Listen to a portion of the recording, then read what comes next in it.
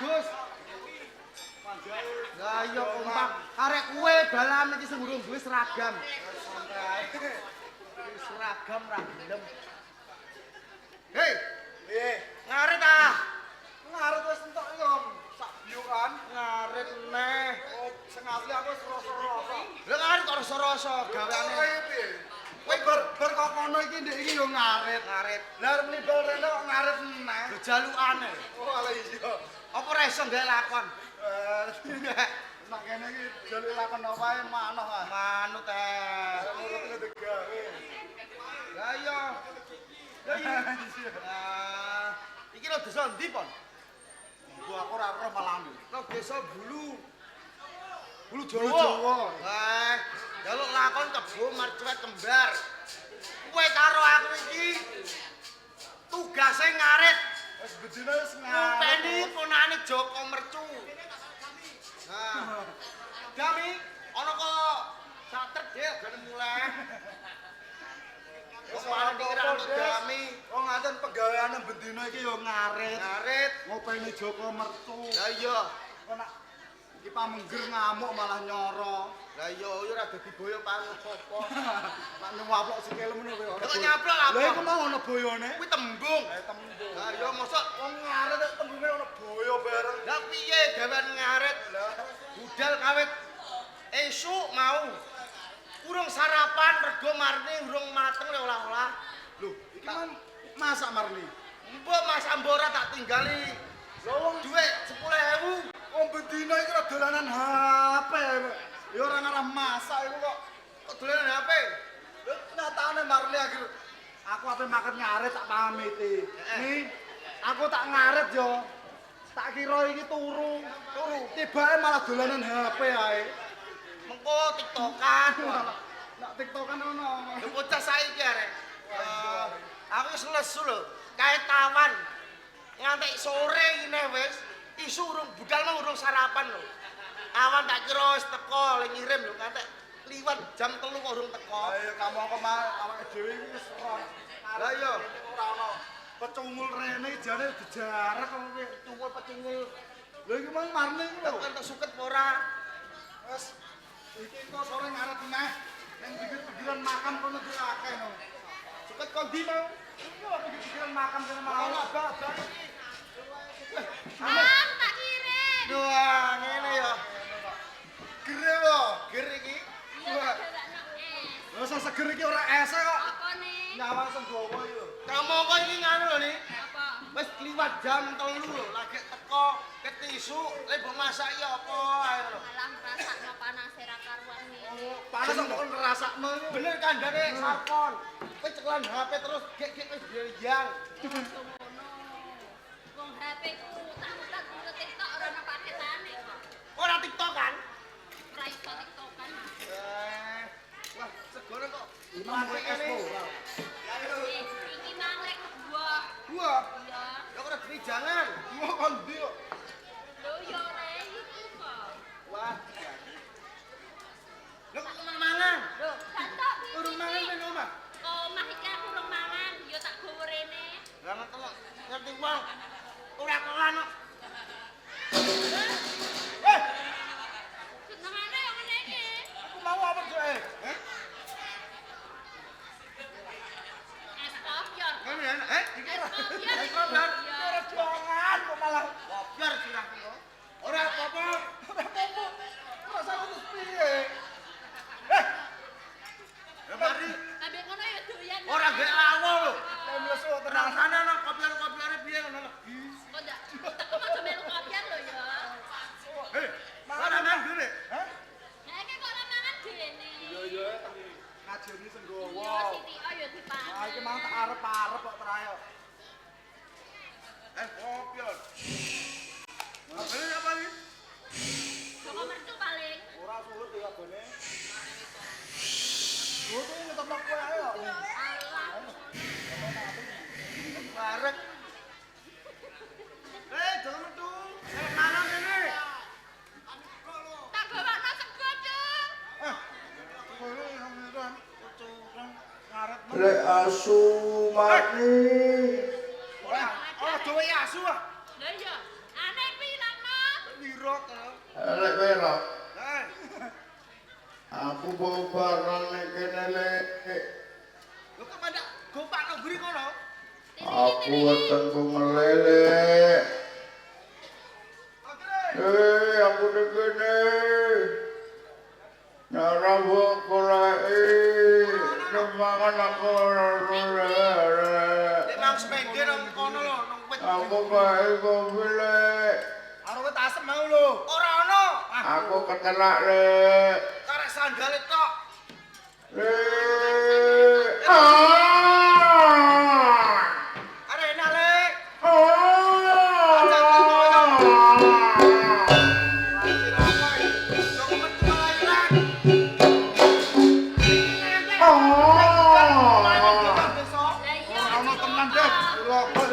Jadi piye?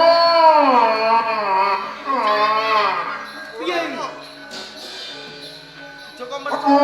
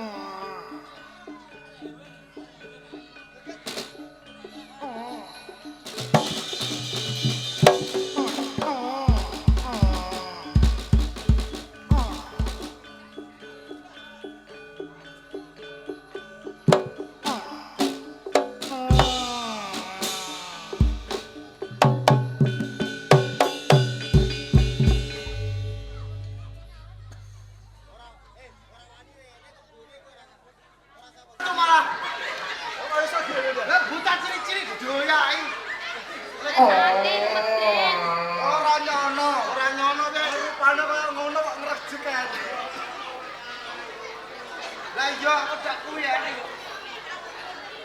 Pesene ibu-ibu mang kowe kok ndongakno. Selamat jaluk sehat awake. Hei, ning ndi mau? Lumayan kok. Mangan. Jare luwe. Luwe lesu mangan. Wes direkno wis sarpon suket. Ayo dadi pangan. Banyu sumber kok telaga seger. Kek pangan kok malah diambet-ambet kok. Resik. Ora ana regetane.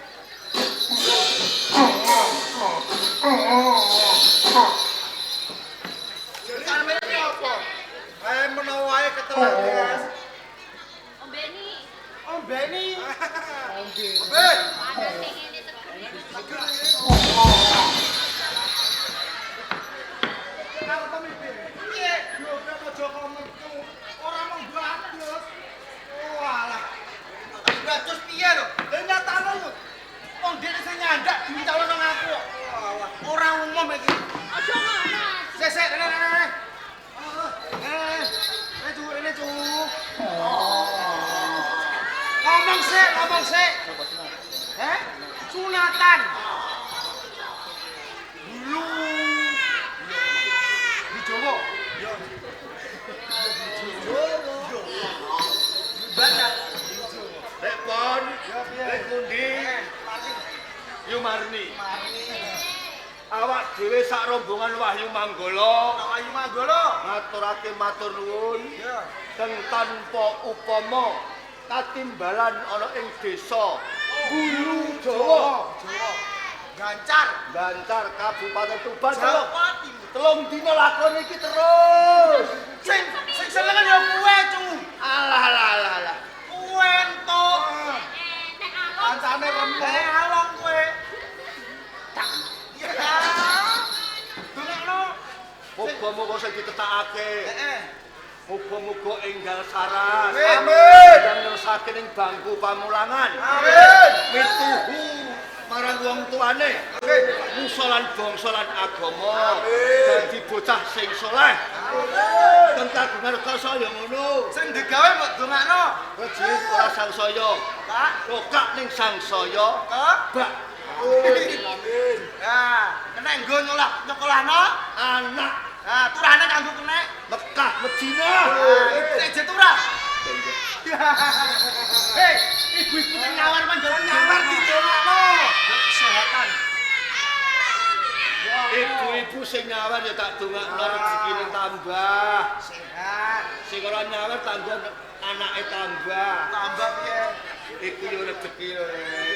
Rezeki ae aja kakek. Sing lara iki waras. Iya ya, Mam. Iya, Mam. Lah iya iki mau anak dari rezeki. Nanging iki aja kakek. Ya wis ngono nek tenang. Aku bilang kok. Agar mulat on cali sarung ini jadi. Apa? Sarung ki tekan kuwe. Iya le. Ya Lek, aku njaluk ngapura. Ora kok ateges aku nyepele pegaweanmu ora. Ning ngertenono ya Lek kabeh. Wiwit dina iki aku saiki mung mangan suket. Lah terus Njaluk apa? Ngombeku uga moh banyu telaga. lah ngombe banyak apa? Manganku daginge manusa, ngombeku uga getih manusa. Kok bisa kowe kandha kaya ngono? Kandhane nih Marni. Oh, Mergo sing tak golek iki bocah sing nakal, sing resik. beriam daging bocah umur Umur 10 nganti 12. Aku golekno alek temes.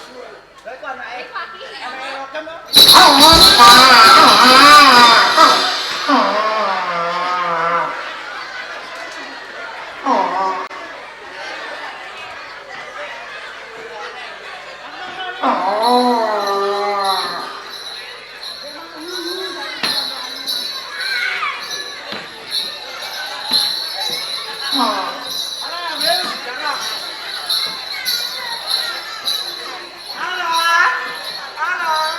Arah wis pangan.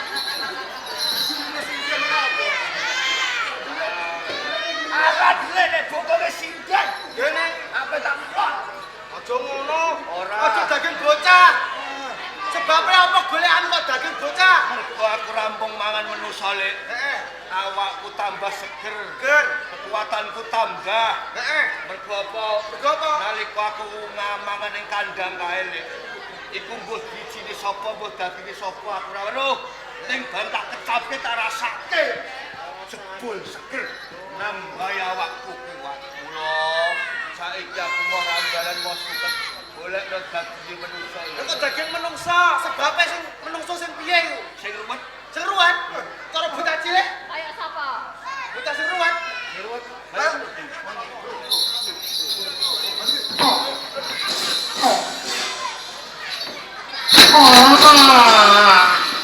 Hei.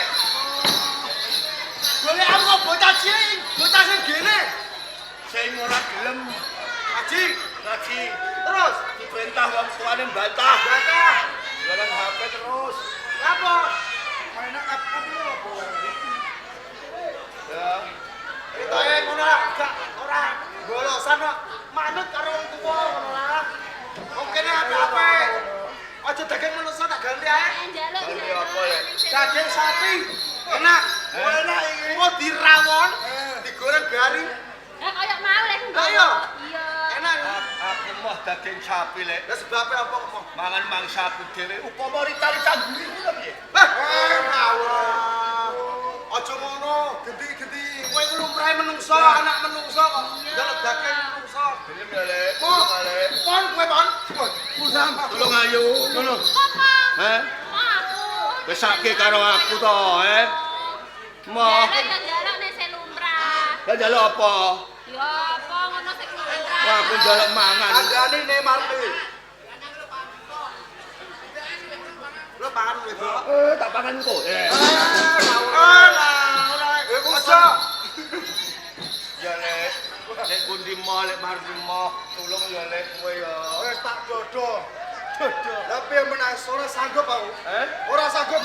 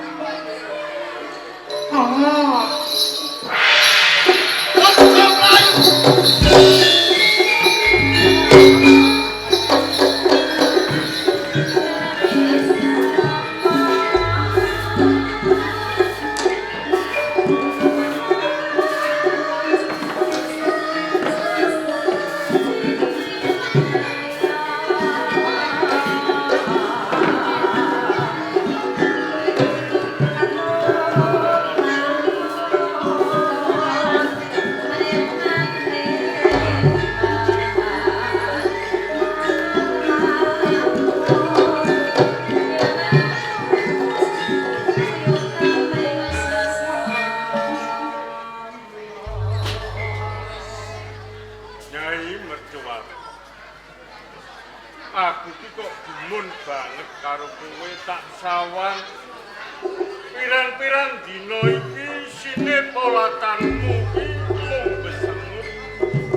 Ora nate kok ketok ajer jroning ati. Lho janjane iki ana apa? Mbok yo yen ana perkara iki dirembuk kanthi becik. Aja njur kowe iki meneng wae. Isine mung nangis lan nangis. Aku ki bojomu. Uripku ki kaya-kaya wis ora ana gunane. Lan aku gomeri karo tangga-tanggaku sing padha duwe anak. Padha-padha wong wadon yo padha-padha duwe anak. Yo kene uripku ora kaya wong wadon-wadon kae, Pak. Wong wadon-wadon kae iso ngomong anak. Iso ndulang, iso ngeloni. Uga iso kegojekan karo anak. Aku ya wong wadon rasake bobot anakku 9 sasi 10 dina. Aku ya ngrasake lairke mati. Nanging kini aku ora iso. Kaya wong wadon-wadon kae, Pak. Dadi cekane sing dadekake susahe ngatimu ki perkara anak. Pancen bener, Pak. Kaya-kaya wis ora ana hubungane aku urip, Pak. Mergo kowe tak pisahake kelawan anakmu Joko Mercu. Wiwit umur sepasar nganti kaning saiki. Kowe ora iso sesandingan karo anakmu, ngono apa piye? Sopane coba sawang tangga-tangga kae. Sing padha duwe anak, padha gegojekan karo anake. Dulang anake, ngeloni anake. Sopo sing ora kepengin ngono kuwi, Pak Dik? Ayen anakmu kuwi wujud menungso lumrah, ngono ya ora apa-apa. Mbok menawa ya ora bakal ndak pisahake kelawan kowe. Coba to saiki pikiren. Lho atase ngaku ki ya menungso lumrah. Kowe ya menungso lumrah. Lho bareng aku kuwi urip bebrayan karo kowe. Diwenehi turun siji wae wujude ora lumrahing menungso. Wiwit tenggak mengisor menungso lumrah. Lho wiwit tenggak mendhuwur njur asirah kebu. Coba mongko nalika kowe nglairake ponang jabat. Iki tangga kiwa lan tengen padha ngerti. Padha weruh yen wujude anakmu wae kaya ngono padha kamigilan. Padha nyecenges kowe lan aku. Mula anane ndak sebratake ana ing alas Purwo. Iki aja nganti wong sak desa iki padha ngerti mergo apa mbokmu. Jeneng aku ning gambir seketi iki dituwakake minangka manca kakine wong sak desa. Lho yen nganti padha ngerti anakmu wujude kaya ngono saebo, aloke kabeh para wong-wong ing gambir seketi. Senajan to wujude anake dhewe iki kaya ngopo? Iku titise sampeyan dhewe lho, Pak Nek. Aku go sing kembol. Aku ora isin, aku ora idep tangga arep padha apa karo aku. Senajan to anakku wujude kaya ngono. Ning kuwi tetep anakku, Pak Nek, tetep aku sing lairke. Lah ya jane dosa apa sing tak sanjang. Mbok menawa biyen-biyene kowe iki tau tumindak selingkuh karo wong lanang liya apa? Lah malah ngarani aku. Ya sing kleru ki yo sampeyan.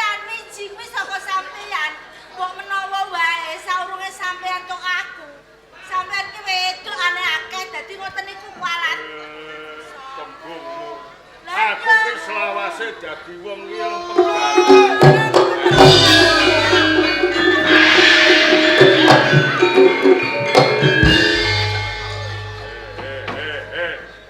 Ane wong tuwa aja jagongan kok Jane kok malah diajikan kaya Cilaka iki. Cilaka. Ngono tak diajikan kok, Dik. lah nyatane mlayu-mlayu ning ngarepe wong tuwa ora subuh sita kok ora diajikan ki ono Iku apa? ngamuk. Apa? Ditata ambekane ditata luwe dhisik. Ya ngombe sih, ngombe. Iku ora tak iseni. Ora tak iseni. Kadang ya. Sane iki. Nah, Wah cilaka iki. Kenapa? Anakmu si Joko mercu iki lho, wah. Ngamuk-ngamuk, nesu-nesu. Yo. ngamuk-ngamuk nesu-nesu nang lho. Joko mercu ngamuk, Ya, nesu. nesu. Ayo mbok menawa kowe sing salah. Lho kok iso nyalahno aku piye? Ayo mergo nggonmu menehi pakan. Hah? Kuwi mbok menawa telat, dek wetenge wis krasa ngelih, wis krasa luwe. Ora ndang mbok retke, ora mbok ndang mbok goleke rambanan. Ora perkara kuwi ya, Dik. Nesune anakmu Joko mercu iki perkara mangane kok saiki ora njaluk mangan. Apa suket, rambanan, ijo-ijonan kuwi ora. Ayo mbok menawa ponakmu Joko Mercu iki wis tambah taun, tambah gedhe, tambah umur. Moh mangan suket, mbok menawa pengin mangan lumrahing sing dipangan jalma menungso. Sego. Njaluk sego. Cuma tak wene sego nang Wes diwene sego. Buah-buahan. Buah-buahan apa meneh? Wowoan. Ora seneng Joko mertu man wowoan buah-buahan kuwi. Anjur sing dikarepke iki mangan Lah opo? wong sing dijaluk iki malah ora lumrah ya, Kang. Aneh-aneh. Coba nih. Barang ora Ini, lumrah Ami. ngono karo padimu kono. Konjo sing cetha. Sing Lah alon. iya Joko Mercu kuwi mau wis diwenehi suket wis ora gelem, Dik. Diwenehi ngombe banyu ya ora gelem. Sing dijaluk kuwi saiki aneh, ora lumrah. Anjur sing dijaluk ki apa? Sing dijaluk saiki njaluk mangan daginge menungso. Hah? Kowe kuwi lho. Kowe iki aja angger daging. lambemu. Daging menungso. Daging menungso. Mercu kuwi anake wong, kuwi ya ponakmu kok wis Lah aneh. tenan ora mbodoni ya, Dik. Joko Mercu ki najan wujude kaya ngono kuwi ya turune menungso lumrah. Lho, kok nganti Joko Mercu njaluk mangan daginge menungso iki jeneng ora lumrah. Joko mercu ki tau mangan apa ngombe getehe menungso, Dik. Sajarene geteh menungso iku rasane seger, enak. Larah-larah iki kepiye? Nek kok sarpon ngarit iku drijine keplathok, getehe diuset-uset nang suket. Terus Lah terus dipakakno Joko mercu. Joko mercu krasa nek kuwi geteh seger. Iku lagi geteh seger dhewe apa meneh daginge ngono. Iso nambahi daya kekuatan. Genggalan iki mergo nalika sarpon ngarit tangane keplathok. Bener. Jur getihe iki disapu-sapke ning Suket. Suket dipangan karo si Joko Mercu. Malah kaporo, Dik. Dulurku sarpon saiki mati dipangan Joko. Piye? Mati. Pangan kok. Iya, Dik. Utange jek akeh karo aku utange iku lho. Wis Rasa dipikir utang ya kok wis mati rasa. Lah terus, Dik. Wis dieklaske. Wedi aku Dik iki mau. Ah saiki ning ndi?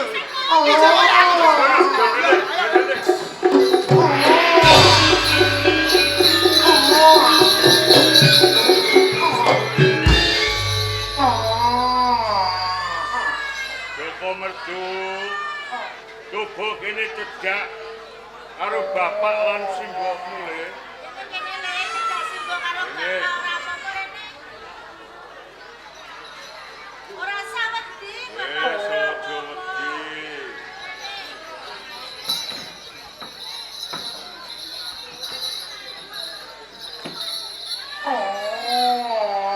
Mercu. Iki mau bapak mentas bae nampa prajuritmu pundi. Kare iki dina kowe iki wis moh mangan suket, moh mangan rambanan, ya moh ngombe banyu tlaga. Apa bener kandhane lekmu pundi saiki kowe iki njaluk mangan daginge menungsa? Lombemu go njaluk ngombe getih menungsa, Kowe iki sing menungsa lumrah, nggih, merju. Yen kowe njaluk mangan daginge menungsa, lak yo ora lumrahe menungsa to, Wil. Kono tuturana mbok. Simbok pisah karo kowe kulit cilik. Simbok kangen banget pengen ketemu karo kowe. Mungkin ya sawise simbok bisa nyawang kowe, bisa ketemu marang kowe. Nang malah tumindakmu kaya ngono to mecu. Simbok kairke kowe kuwi wis dimusuhi karo tangga temaro. Simbok ora apa-apa. Jalan simbok mangsani kairke kuwi. Karena nang mangan dagingnya menungso terus piye to, Len? Kula le merju simbok jane. Mandeg kanggo mangan daging menungso ya merju. Kowe nganti gedhek sing kaya ngono simbok ngerti. Yen to kowe ra gugu diomongi marang simbok. Yen to pancen kowe ra gugu karo simbok ora apa-apa. Nang kene tanpa gula simbok urip. Yen kandhane ana ora digugu. Kowe becik simbok tumekane pati kula. Kene simbok mongsone, simbok padha.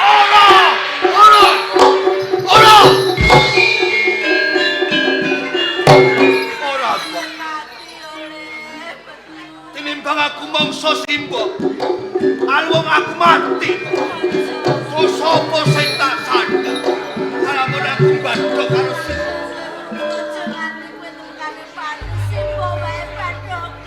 mergo simbok sing nggembol aku sangang sasi 10 dina. Yen kok kowe ngerti sing gembol ki simbok ya kene ora kena diomongi karo simbok. Nanging kabeh sing luput dudu Jaka Mercu. Nganti aku tumindak sing kaya ngene. Nanging kabeh sing luput kuwi bapak. Jaka Mercu. Kok bisa kowe ngluputke karo bapak? Ya apa salahku ngene? Dadi bapak ora rumangsani salah. Bapak iso anak-anak nanging bapak ora iso nganakake.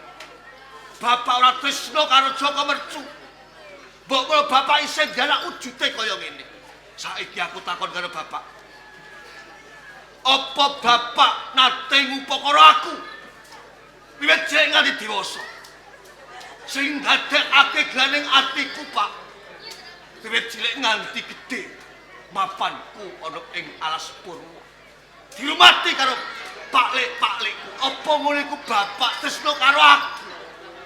Ya. Yen kowe ngluputke bapak, aku nglenggono le. Pancen aku sing luput.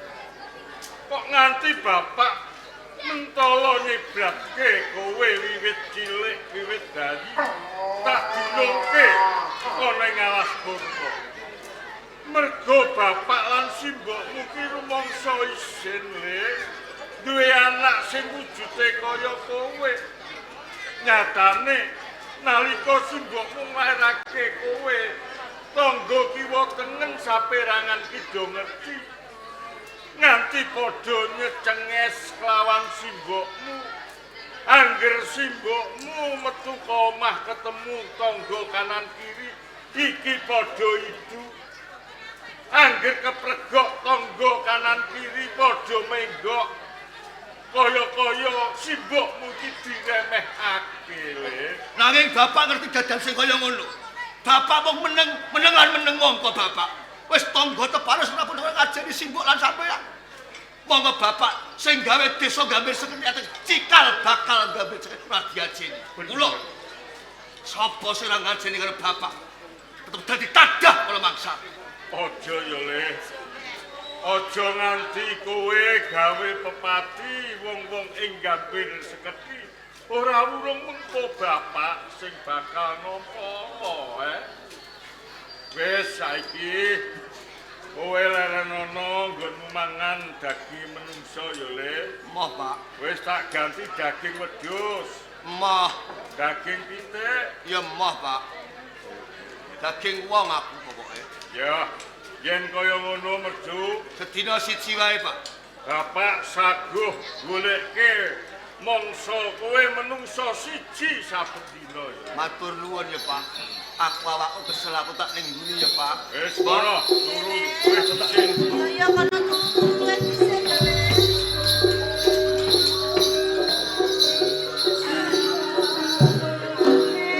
Pak, Ana apa?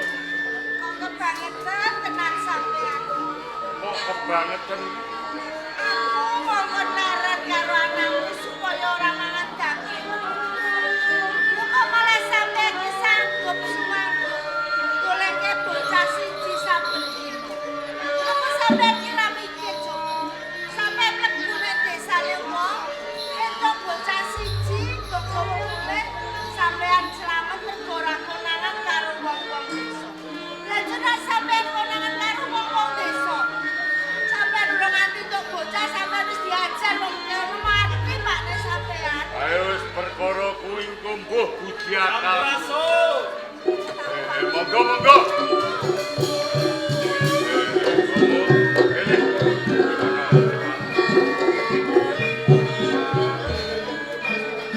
Monggo kula asri. Niki. Yo layak wiwit esuk perenjak kok ganter ya, Mbok. Ning pakne. Namune kok wapi kaya ngene sandangane pakne. Napa enten sing aneh? Gimana ora? Ora kena. Saru. Demok ya demok ning aja saiki. Lu kula ora ndemok iku. Adaane. Mengko tangan iku menggok ya ngerti sing Boten iki. tangan kula lus Sing ndi? iki lho. Ah, wis. Boten sing niki kok iso. Malah kurang ajar. Iki aja arang kanggo kok malah Alah. Sampeyan kok ora ndek ngono kuwi to pakne, pakne. Lho wong melarat kok desa kok sembrono. Lah sampean-sampean ya ora bakal bisa tuku kaya ngene iki. Mergo iki sing duwe wong nduran. Takonane. Ya iya pakne. Nuwun sewu nggih sana. Lho nggih. Yen iki agemanipun menika kados Ki Luhur. Lajeng estunipun paring asma sinten? Nggih, dipun srawungaken kemawon. Tenane kula niku punggawa praja saking kraton Majapahit. Ya iki pawongan nomor 3 kang sesilih Temenggung Harya Jejetan. Punggawa praja ing negari Majapahit, Ndara Tumenggung Harya Jejetan. Ngono ya awake dhewe kualat. Ayo. Ya aku dhewe ya nyembah. Aduh. Niki pripun bojone sampean niki pripun? Kula niki ngaturke. Sik ta.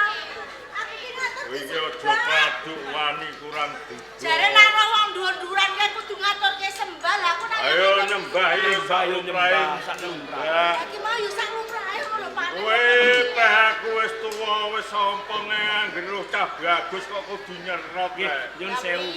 Kowe iki wis tuwa iki aja golek sing nom. Lah ngapa? Engko ndak legrek. Apane sing legrek sampean iki? Lho, aneh-aneh. niki sinten? Bener. Niki bojo kula. Nak kalih jenengan ampun timbang. Nggih. Niki nyun sewu saderengipun. Pripun? Niki rombok panjenengan. Ha nggih niki griya kula. Paringan asma sinten? Kula ki ajar pamengger. Oh, ki ajar pamengger. Pinangka manca kaki wonten ing dusun Gambir Seketi mriki. Dados panjenengan niku ingkang reksa wonten ing desa Gambir Seketi. Nggih kula sing babak wiwitan dados dusun iku rumiyin nggih alas. Menawi ngaten panjenengan pepundhenipun sedaya kawula wonten ing desa Gambir Seketi. Leres. Nggih, langit nyuwun sewu saderengipun Ki Ajar Pamengger. Tenanipun tuh rasa pitakon sak lebete manah kula.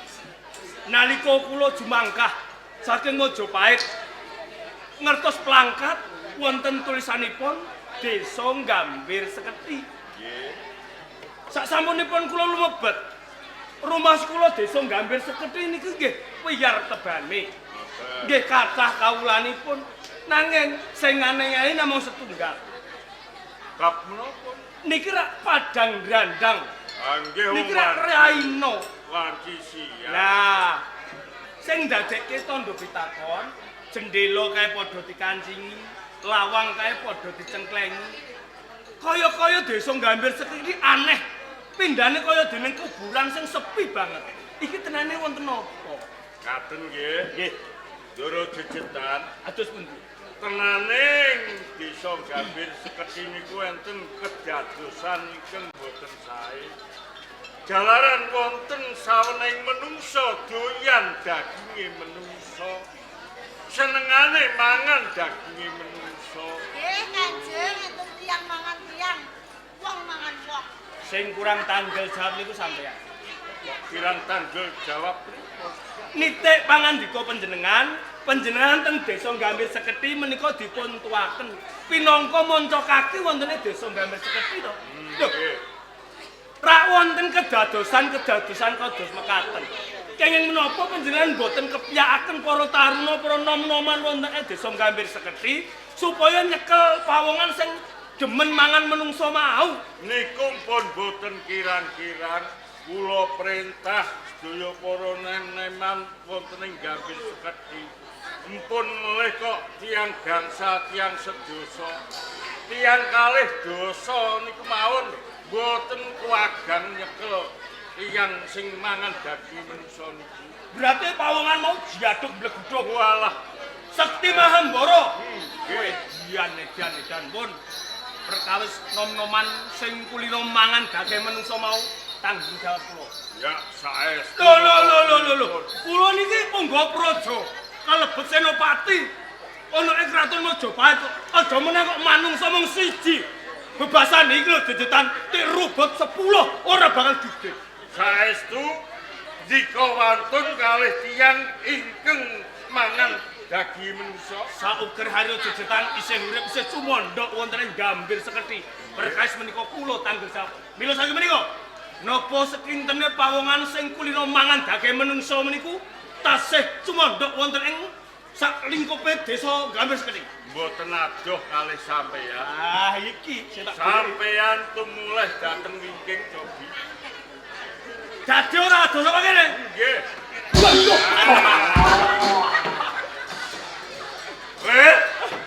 Iki lho mangsangen we. Mangan wae. Cekel, Pak.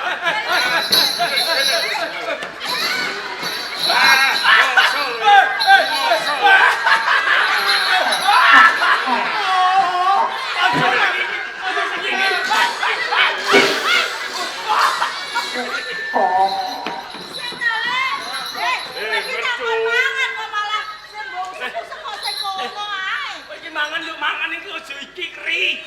Liyane iki ora ono piye? Kowe iki jane luwe arep mangan kok mbok ambusi Lah to. iya. Aku ra doyan, Pak. Lah ngapa kok ora doyan? Ambune lengu. Wah, aneh batu ora. Kula ae. Lho sewu. Lho kula niku ngertos wujud sing gegirisi ngoten niku wedi kok jenengan mboten wedi niku pun. Ateng napa kula kok adil? Lho, dasare napa? Mergo niki anak kula dhewe. Ya Bang Bayi niki anak panjenengan. Sing lairke bojo jenengan. Kira-kira dalane rusak. Kakek kula malah kenengen. Ya aneh. Kok iso rusak niku itu napa? Sungate jelang. Kowe iki aja maru-maru, Mbok. Kenapa? Mbok sakake awake kurung. Dados niki Dia iki anak kula. Joko Iki jenengan. anak kula ingkang nami Joko Mercu. Ngeten. Nggih. Ngantos kula ketelarak wonten ing desa Gambir Sekti. Kenane kula pengin pados jago sing jaduk sing dogdeng sawaladeng. Nembe kemawon kula diirit perangan prajurit Majapahit. Menika mesah yuda kalian tiang-tiang Granti. Ewan dene kula kasoran yuda. Kula nampi dawuh saking ngersane Kakang Patih Maudara supados kantuk jago ngendhar patrapipun Bandar Subali. Umpami enten sing saged mejahi Adipati Bandar Nah Subali. niki bakal nampi Nugroho. Nugroho sing mruwat yen kelakon mateni Bandar Subali ganjarane mengko bisa kanggo urip selawase sampeyan sak keluarga. Saestu. Nggih. Le Mercu. Mbok menawa kowe uga keprungu dhewe ngendikaning Ndara tumenggung jejetan. Yen iki dina Ratu Majapahit nganakake sayembara, yen kowe bisa cilik ngendarat gedene mateni Bandar Subali Bupati Grati. Gedhe ganjaramu le. Wonge lemu-lemu apa ora? Yen ning Granti kae panganane mesti enak-enak. Beda yen to kawula-kawula ning sak kiwa tengene Gambir Sekethi, panganane apa ngur gegodhongan. Yen ning kono beda roti ana, geprek ana, pizza ana. Lemu-lemu daginge empuk-empuk. Toh, ke. Ayo aku bareng-bareng.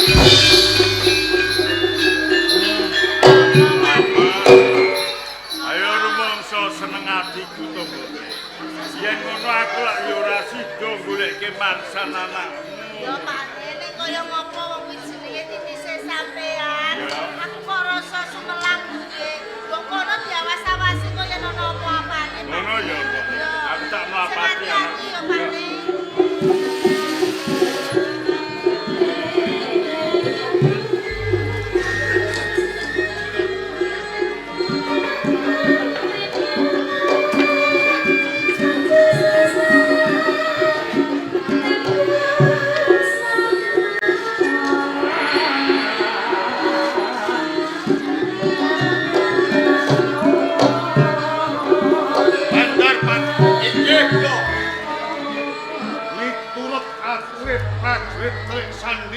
Dino iki Kabupaten Granti untuk kemenangan Yopo. Leres Kanjeng Adipati. Ya. Jumbo pangandika panjenengan kok semanten balekaken Haryo Jejetan lampahan Jaya Bodong ingkang kula dados cucukan ngayuda. Bagus, bagus.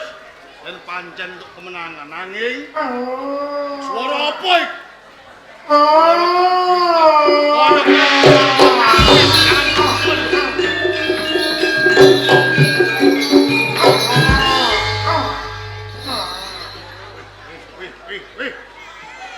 Jek jumblek lagi iki ngerti wujud sing kaya ngene.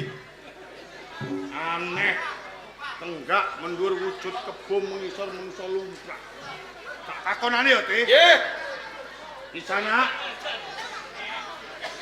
hak tenane ora wis aku tambuh karo kowe iki ora. Nanging pancen lagi sepisan iki aku ngerti karo kowe. Yen pancen kowe bisa tata jam. Sopo sing dadi? Aku Joko Merju. Gambir Sekethi omah. Jebul iso omong kowe. Gumun jroning ati. Kowe gumun. Iya. Kowe blas. Alah, entuk. Aku wis kulino ndelok YouTube.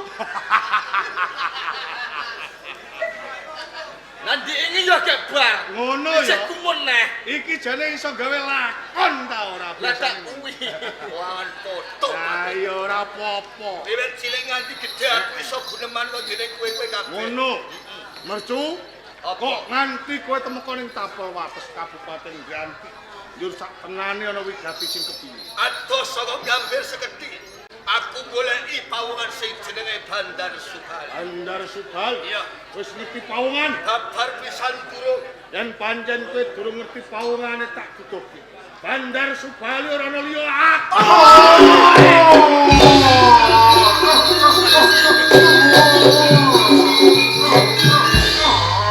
Kebomar cuek kena rawe kirek-kirek. Joko Mercu. Tak wise kowe ngerti lamun aku Bandar Subali yo jingkrak-jingkrak. Sajak seneng atimu. Aku seneng ketemu kowe Bandar Subali. Karepmu Ayo melu aku. Tak kowe ning Majapahit. Mercu. Munggah ning tengah. Yen ngono kowe kongkonane wong Majapahit. Wah, kongkonan mbah apa ora weruh. Lamun aku bisa ngrangket kowe nggawa kowe ana ing Majapahit, aku bakal nampa nugroho. Tak jaluk kandi banget. Weh becik kowe bali wae. Aku gelem bali nek bareng karo kowe Bandar Subali. Bali. Mah, Ora kuntet. Ayo.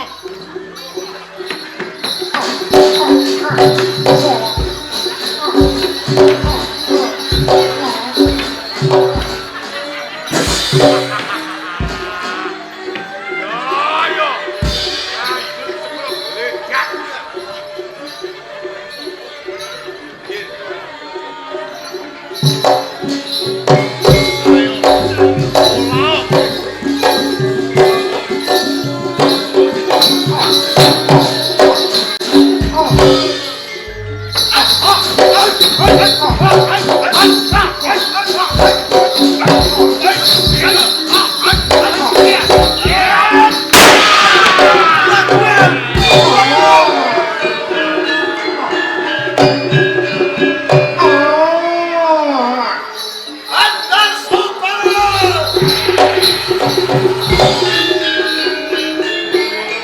Thank